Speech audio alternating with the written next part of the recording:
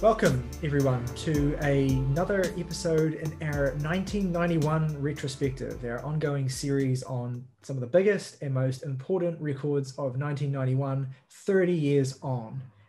This is our third video in the series, so we've already done retrospective videos on Massive Attack's Blue Lines and Slint's Spiderland, so go and check those out if you haven't already.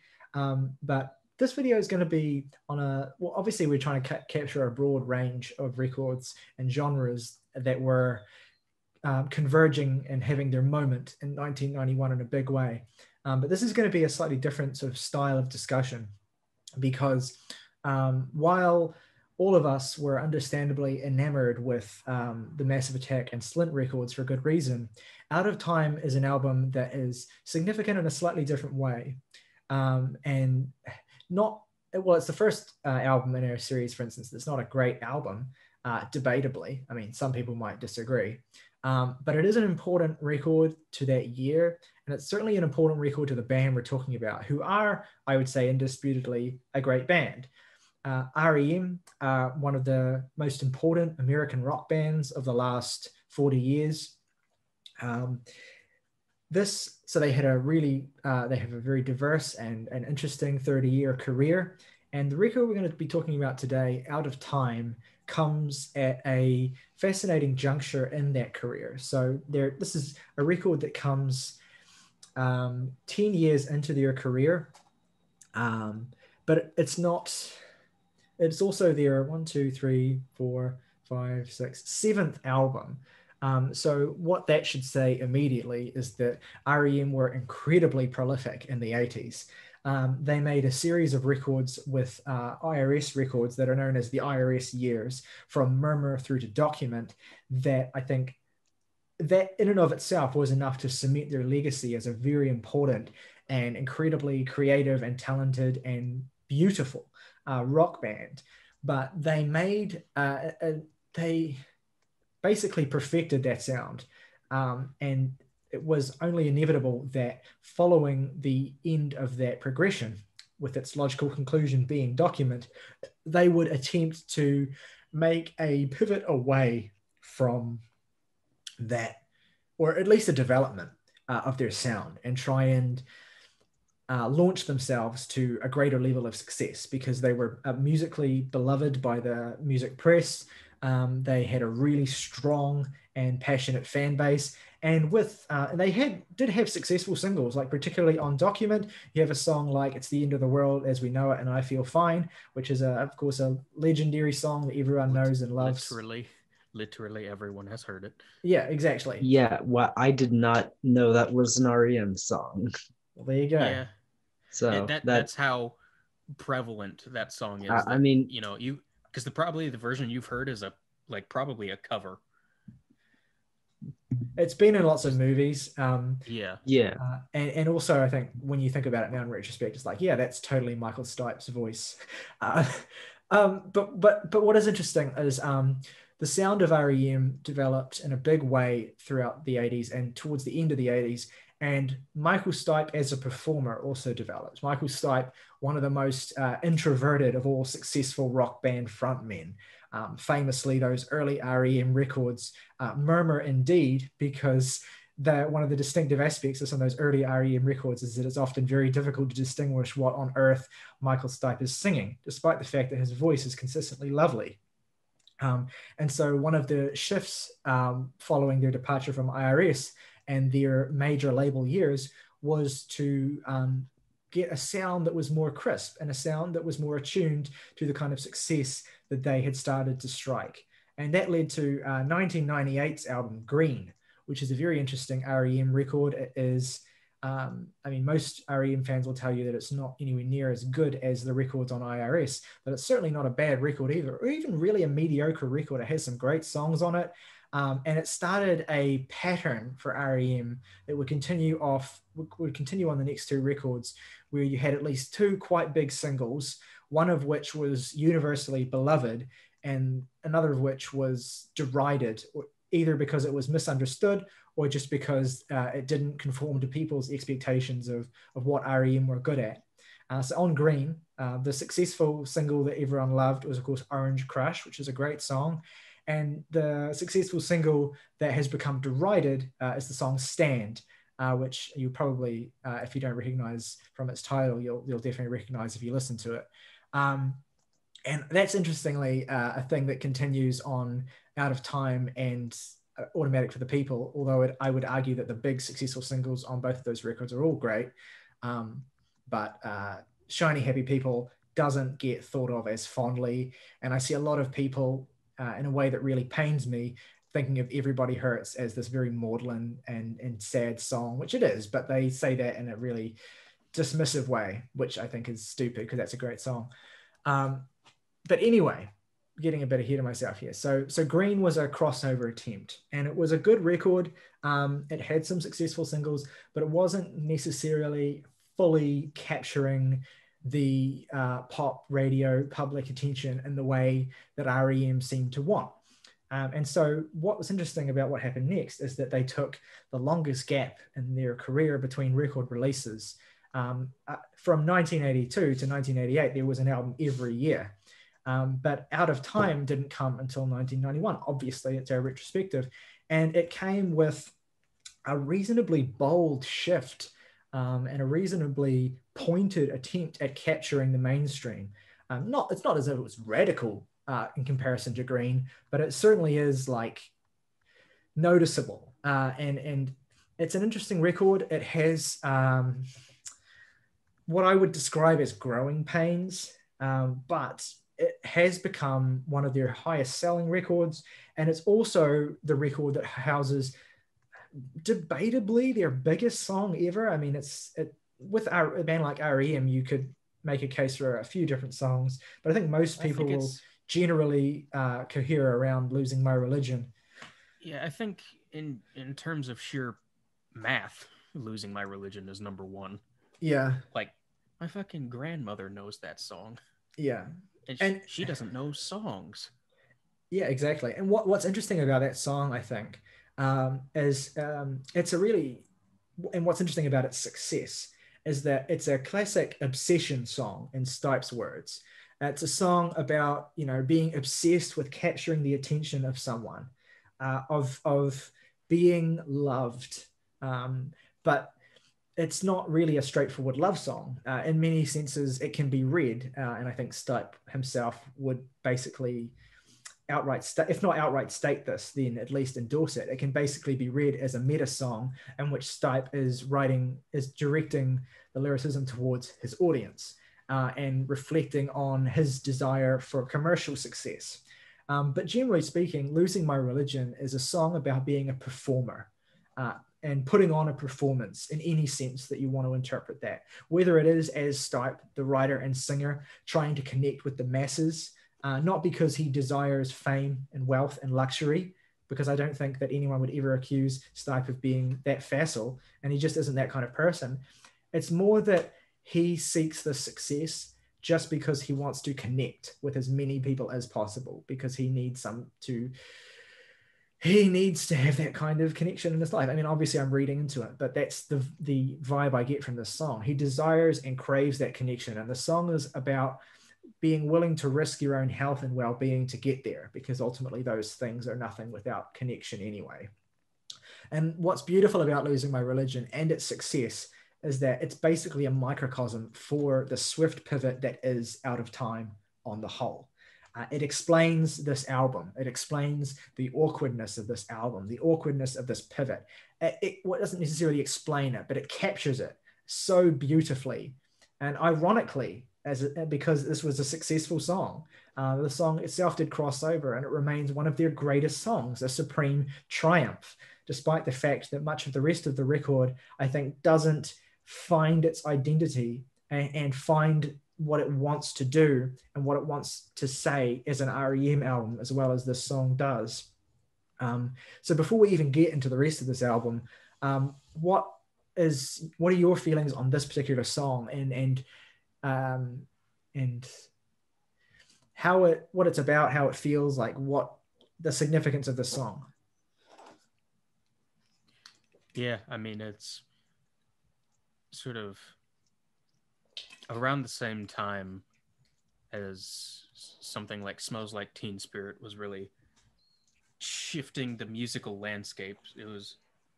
I feel like it was Losing My Religion on the other end of that, where it's like obviously a very 90s song. It has the classic 90s music video, and it has that sort of morose manner about the lyricism. But it's, even though it is very, very influenced by Americana and folk at this point, it definitely still has that jangle pop root at its core. Mm. And that's a trend that continued like throughout the 90s. Yeah. Just thinking about Gin Blossoms and the Tragically Hip after that point, Yeah. still carrying on in the early to late 90s. And I think, sorry, continue. Yeah, as just the influence of the one song alone, like Smells Like Teen Spirit in 1991 as well, is sort of incalculable. Yeah.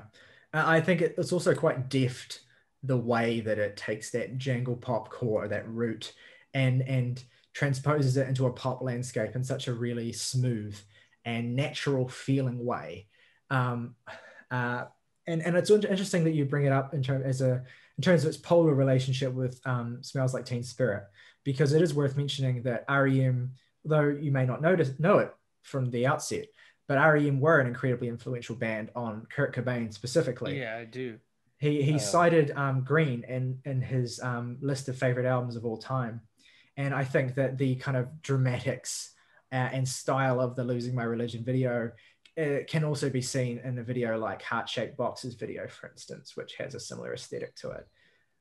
So yeah, you're right. They may not sound all that alike because they're drawing from different it's distinctly classically American musical niches at this time, but they're both coalescing in the same year. And also, just for context, Out of Time came out in March 1991, and Nevermind came out in September. So it's like these two disparate ends of the year as well, where you are having this particular kind of flourishing of this more organic sounding or conventional rock music, for lack of a better word, flourishing in a certain way in the early part of this year. And then you have the alt rock, the grunge wave happening later in the year as well. So it's like these interesting parts of the narrative that by the end of the year have like completely coalesced. Yeah, and I do remember in the various things that I read about Nirvana and Cobain when I was in middle and early high school and just obsessed with them, that R.E.M. was a really big influence.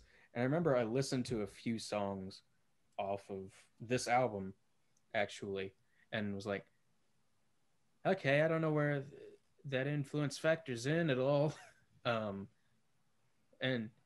But on that one hand, Losing My Religion is the only one of the handful that stuck with me at that point. Because, I don't know if I said this explicitly when I was talking about it there. I think it's a fantastic song. No hot takes there. August, what do you think? But yeah, losing my religion.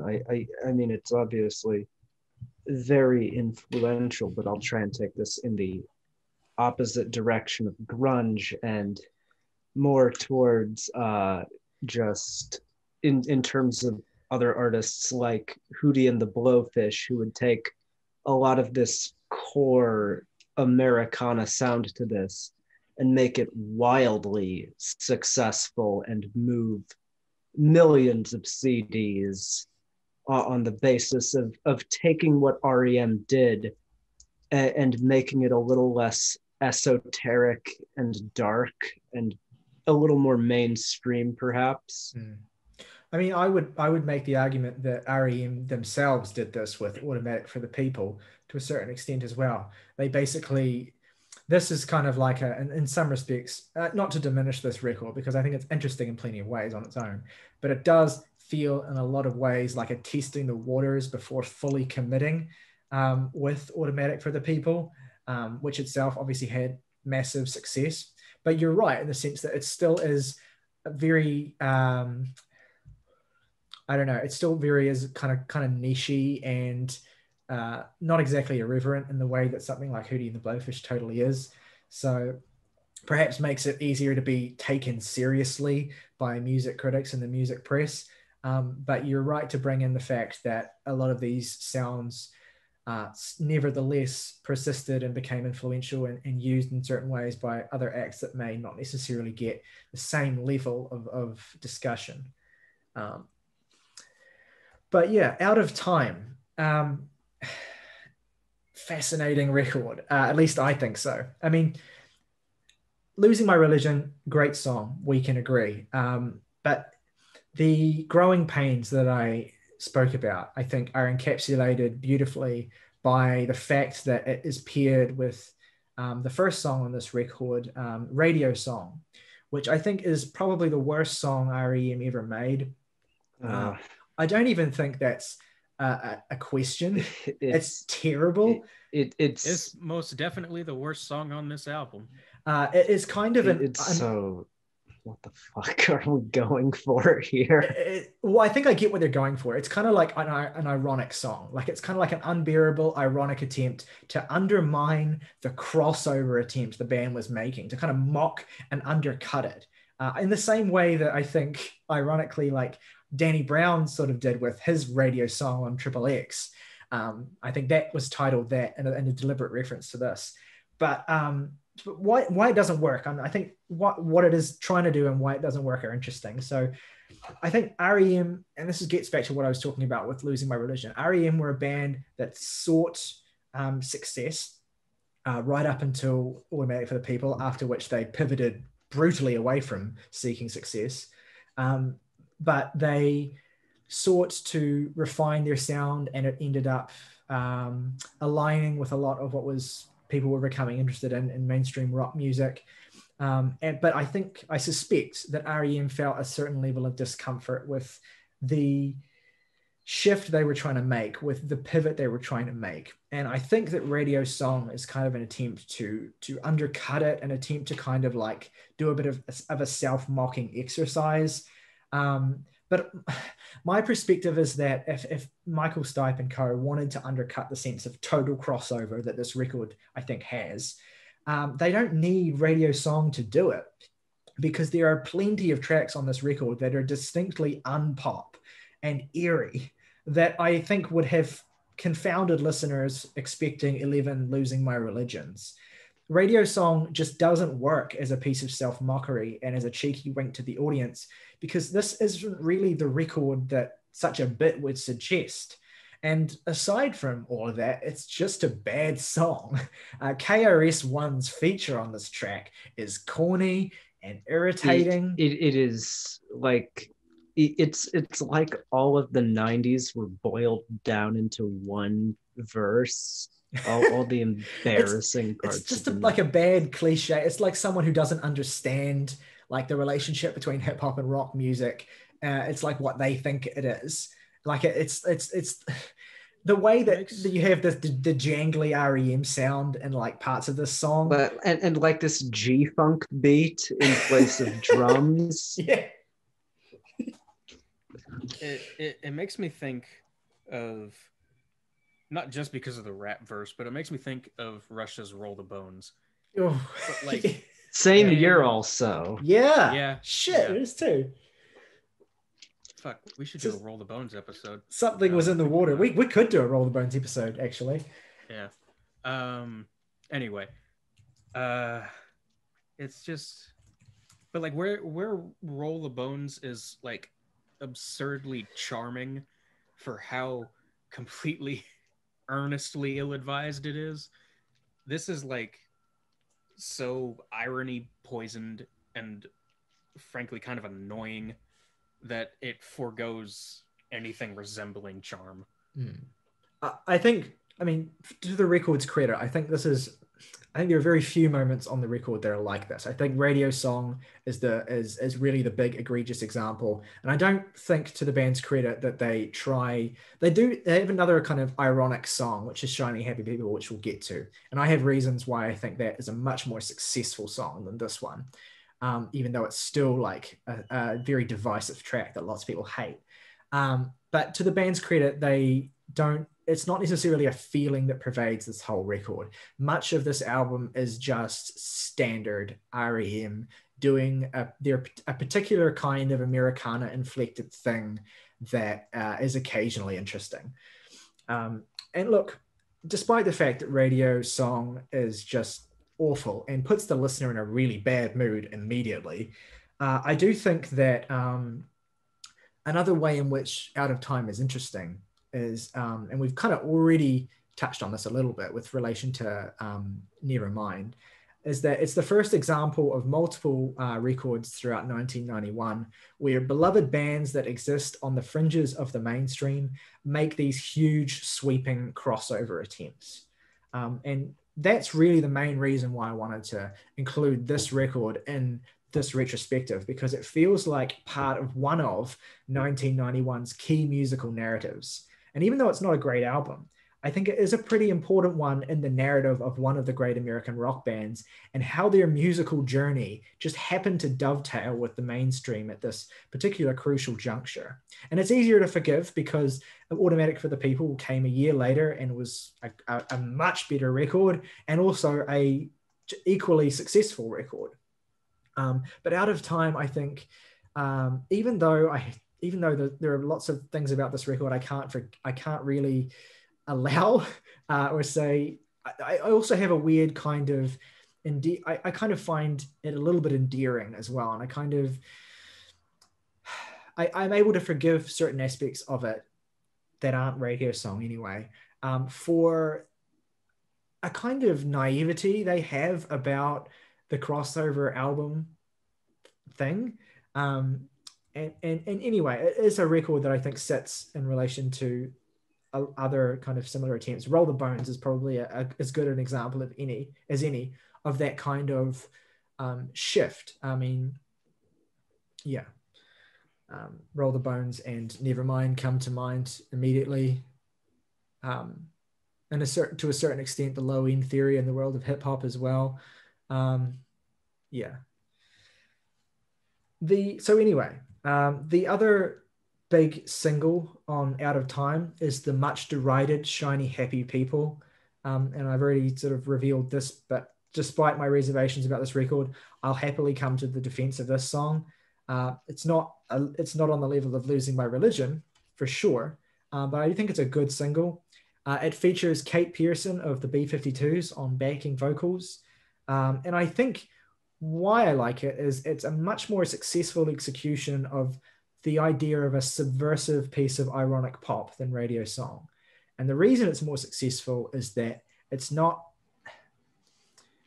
well, you could make a case that it is about R.E.M, but it's not primarily about R.E.M as a piece of subversive pop. The lyrics are very surface level, but why it works is that the song is a commentary on the propaganda of the Chinese government in the wake of the Tiananmen massacre in 1989.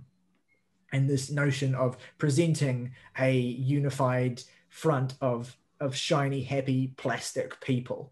But it's a great song because it is a direct, ironic, and wryly funny commentary on that, but also kind of reflects as well what R.E.M are sort of doing with this record, taking some of the murky weirdness of their 80s stuff and polishing it to a sheen, presenting them as a shiny, happy band. I'm curious what you guys think about this song. Well, I, for one, love this song. I might even say, in a sense, I find it almost, in terms of just the sheer joy I get from it, I almost find it a more exciting song than Losing My Religion, although I'd say Losing My Religion is the better song of the two. I wouldn't dispute that, but I think Shiny Happy People, I find the irreverence here, particularly hilarious, just because it's evoking this image that is so easy to tear down. Like the word shiny in particular is what makes the the phrase so hilarious. This idea of people glistening in an inhuman, plasticky way.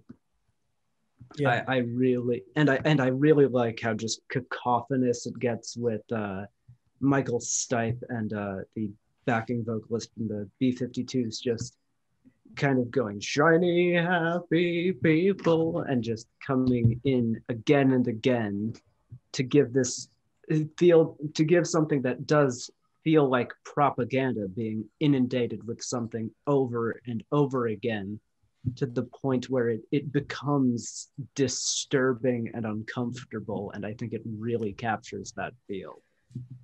Yeah, absolutely. Morgan, what do you think about this track? Yeah, it's definitely not one of my favorites on the album, but I do like it a fair bit. And by not one of my favorites, I mean probably top 5 on the album.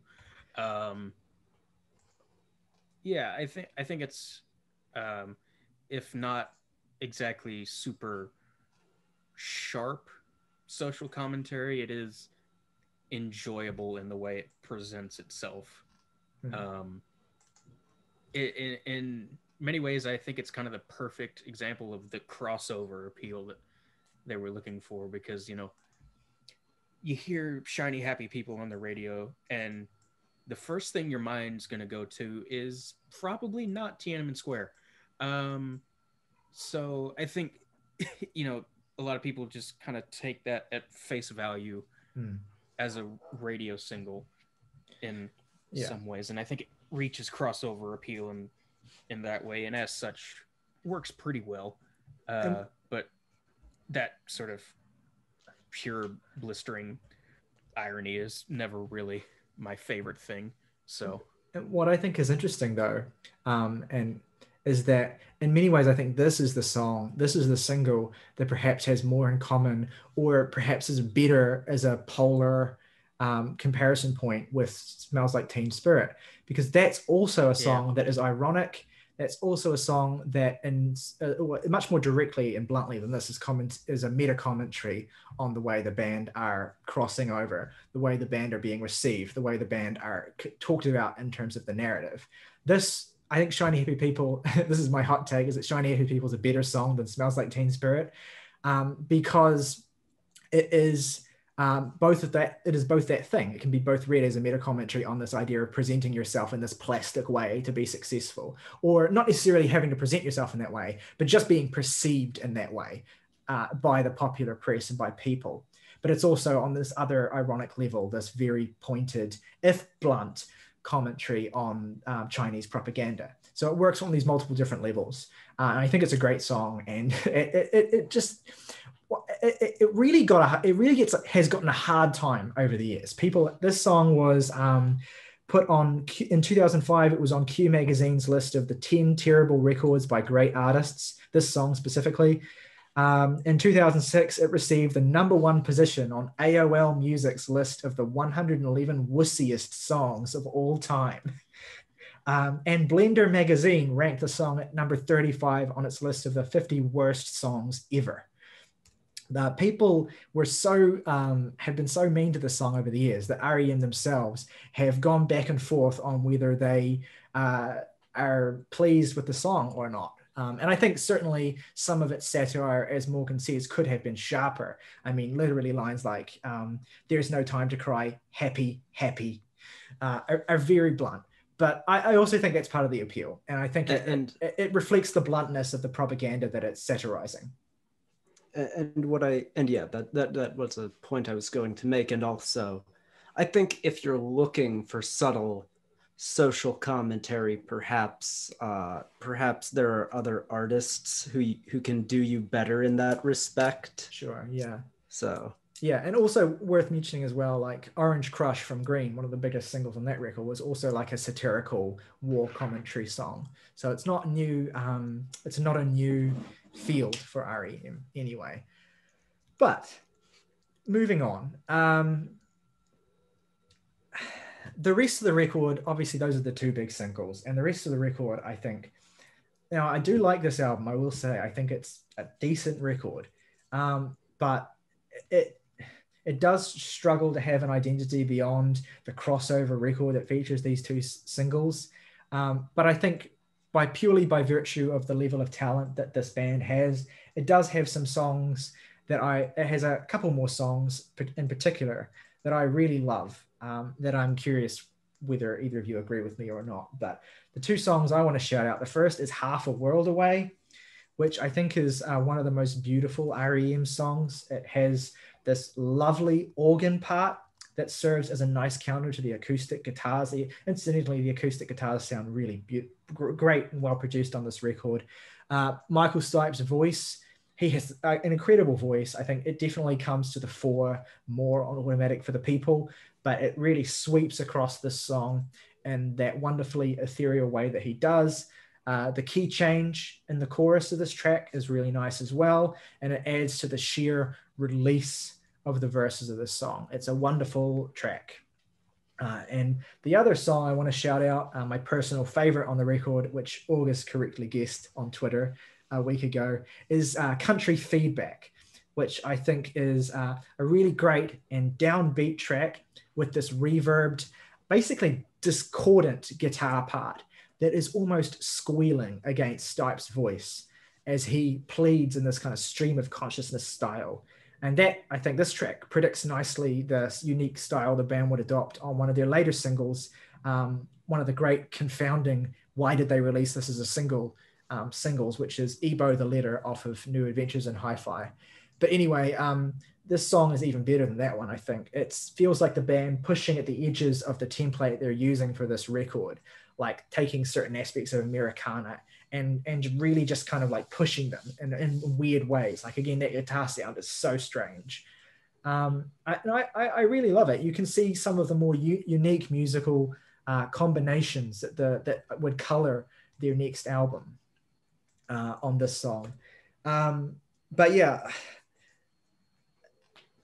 I'll get to we'll get to some of the other tracks on the record, but those are the only two other songs that I have really strong feelings on. What do you guys think about the rest of this record, aside from these two big singles, and what do you think works or doesn't work about the approach of these songs? Well, I will also just go ahead and mirror the sentiment that, along with Losing My Religion, Half a World Away, and Country Feedback make up the other 2/3 of my top 3 on the album. I personally like Country Feedback. I'm not huge on Half a World Away, but sorry, I'm glad we can have a unified front on my favorite song anyway. Yeehaw, indeed. Yeah, something like Country Feedback really reminds me of what's that shit I just had it. Sweetness Follows on Automatic for the People. I think it's which is one of my favorites on that album as well. Amazing song. Yeah, and it's sort of a look forward at what would sort of metastasize out of time as it went on, and they refined what they were doing. But it's not just good because it's like a prototype in that sense. It's just a really great track on its own. And I think Half a World Away is just texturally enrapturing. You're definitely bang on about the guitar production and the production in general. Just really solid textural stuff in a way that is sometimes lost when, electric guitar based rock bands jump over to more Americana influenced stuff. They don't necessarily pick up on the ways that you can play with texture within just an acoustic guitar, and just the soundscapes that you're able to create with just that. And I think R.E.M definitely did that with Half a World Away and Country Feedback in particular. So yeah, I am a fan. Well, fantastic. As for the rest of the record, it's fine. I mean, They're good songs. I enjoy uh, Near Wild Heaven and Texarkana. Uh, I do have serious trouble recalling any of the other ones. I think Belong has a really great vocal hook It that they does. abuse. They do. They just So you're flog that hook for all it's you're worth. I think with your inability to recall certain songs on this record, you get into what I think the major problem with the rest of this record is. And that is a lack of commitment in so Yeah. many respects, a lack of commitment to their desire to fully cross over. I think when I talked about Radio Song, I talked about how they try to ironically undercut themselves and like to try and say, hey, we're crossing over, but we're cool, which hilariously backfires on that song. But I think what the rest of the record shows is almost like they're trying to undercut themselves by not fully committing to what they're doing. And it results in a record that feels really forgettable and just like a Yeah. missed opportunity. I think I zero in particular on three tracks that make up like I don't know more than 10 minutes of the runtime on this record that do basically nothing musically interesting. I bet I know which ones. Those three tracks are Low, Endgame, and Belong. Oh, those are the ones I put in my notes too. And What a shock. Jesus God, Low is boring.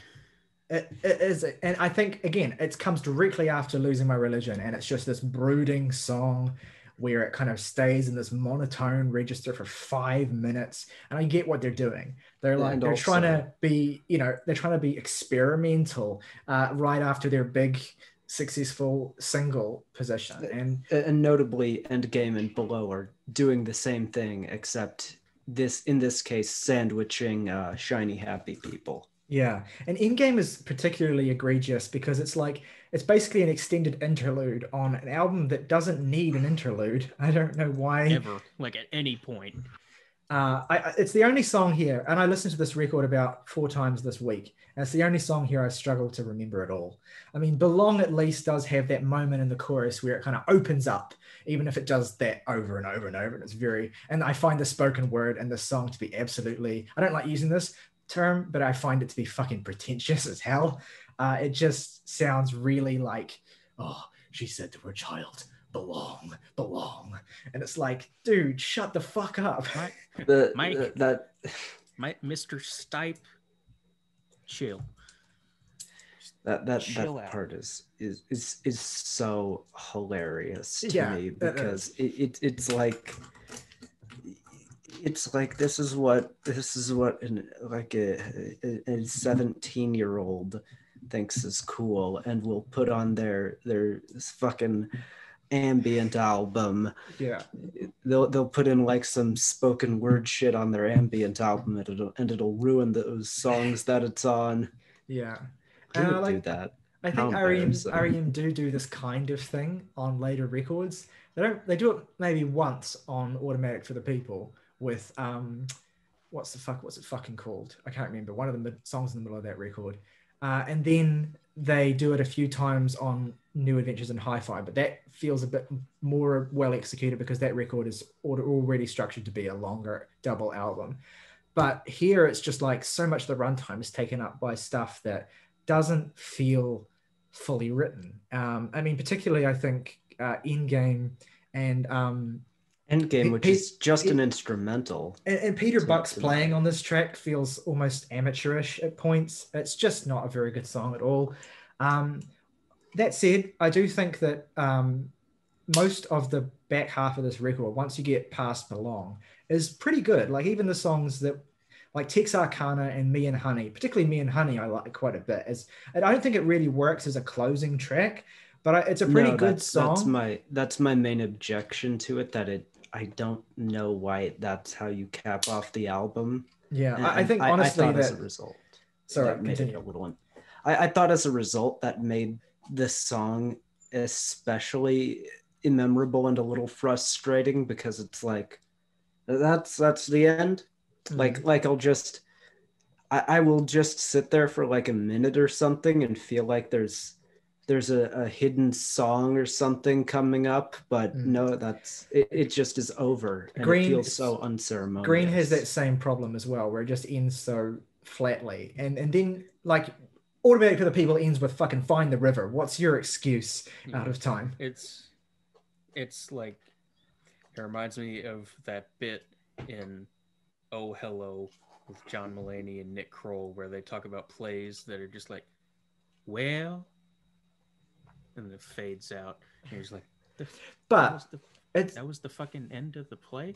I do think it's a solid song. Like it's one of the most. It has a real like subject matter to it. It's a song about an unexpected pregnancy and the emotions that arise from that situation. A sense of like a feeling like you're in an unfair situation. Like Michael Stipe tries to convey some difficult emotions that most artists would kind of flounder with or not even attempt on that song. So I think it's a good song. And you have Kate Pearson comes back to do additional vocal work. I think her presence suits the theme of the song, being about this couple experiencing this pregnancy. It just isn't a very substantive closer, and I'm not really sure what else could have been. I guess if you'd ended on Country Feedback, that would be kind of a daring way of ending a record, but also that song doesn't really work as a closer either. So it just is a record that feels ultimately inconclusive, I think. Yeah, I think the best thing they could have done was probably switch Country Feedback and Me and Honey. Just flip flop them. But even then, that is not at all a perfect solution to the problem. And it really speaks to a bigger problem that this record has that we've already mentioned, is that it is just kind of almost floundering in some ways, just trying to find an identity, and the fact that it just kind of ends, I think, speaks to that. Yeah. Ultimately, I think it is just R.E.M. wanted to complete the crossover and ultimately seemed like they were itching to move on to Automatic for the People anyway, which is a record that I think has distinct sonic similarities, but is so much more fleshed out, so much more definitive than this. And in many ways, it feels like a stopgap record. But I always find it interesting when a band's stopgap record, especially because when you have a band that's as prolific as R.E.M., you're bound to have these kinds of albums at some point. But it's interesting to me that a stopgap record would become like one of their most, if not the most successful record because of the strength of these singles. I find the conflict there interesting in certain ways, even if it doesn't improve the album's quality. I think it adds to the point of the album, I guess, in a certain point of career, or the interest that I have in it anyway. I do have a nostalgia for this record. R.E.M. have been a band that I've liked since I was a kid, and I Automatic for the People, hearing that as a teenager is, I think every teenager should have to listen to that record when they're a teenager, because it hits so hard. But yeah, this is this weird sister record to it that doesn't quite have that identity yet. It feels like if a little more time and creativity were put into some of the arrangements and some of the songs, it could have really been something more special than it is. But at the same time, it's still a really wrinkled and weird album that has Shiny Happy People and Losing My Religion on it. And I'm glad it exists. Yeah, it definitely feels like it was a necessity to get to Automatic for the People and everything that came afterwards. Just as sort of as a stepping stone. Yeah. And yeah, I think basically we've touched on basically everything that makes this record important. But yeah, its place in 1991, it's very easy to get caught up in the quality of the album, but its place in 1991, as I've said, I think is really important, especially coming early in that year. And the effects of the success of those songs, particularly Losing My Religion, will color the rest of the year and the rest of the 90s in its own distinct way that we'll probably be able to reflect on as we move forward. Yeah. All right. Yeah. Okay, so favorite tracks and ratings from Out of Time. August, why don't you kick us off? Yeah, I guess favorites would be Shiny, Happy People, Losing My Religion, and Country Feedback. Least favorite radio song, I would give it a 5 out of 10. All right, Morgan. Yeah, I'll say Losing My Religion, Half a World Away, and Country Feedback. Least favorite radio song. And yeah, I'll give it a 6 out of 10. All right. My favorite tracks are Country Feedback, Shiny Happy People, and Half a World Away. Sorry, Losing My Religion's great, but I really wanted to shout those three out in particular. Least favorite track is obviously Radio Song. And yeah, this album also gets a 6 from me. So that gives us an average of 5.4. August, do you have that list on hand? Yes, I do. So, also at a 5.4, we only have one other album, the equally mostly memorable Haken's Virus. You know, I haven't thought about that album since we reviewed it. Yeah. God, I was in such a bad mood that week. Anyway, I admittedly took it out on the record a little bit, but it's a very frustrating record, so it kind of deserved it. But let us know what you think of Out of Time and R.E.M. Do you think we were unnecessarily or too harsh on this record, or do you think we weren't harsh enough? Let us know what you think about the album, what songs stand out to you, what place you think it has in 1991. Let us know in the comments below. Check out our 2 previous videos in the retrospective if you haven't already. The next retrospective video, we're going to be going right the way back to January of 1991, and we're going to be touching on Queen's Innuendo, which is going to be a very different discussion to this one. So stick around for that. And yeah. Rock Over London, Rock on Chicago, IMAX, Think Big.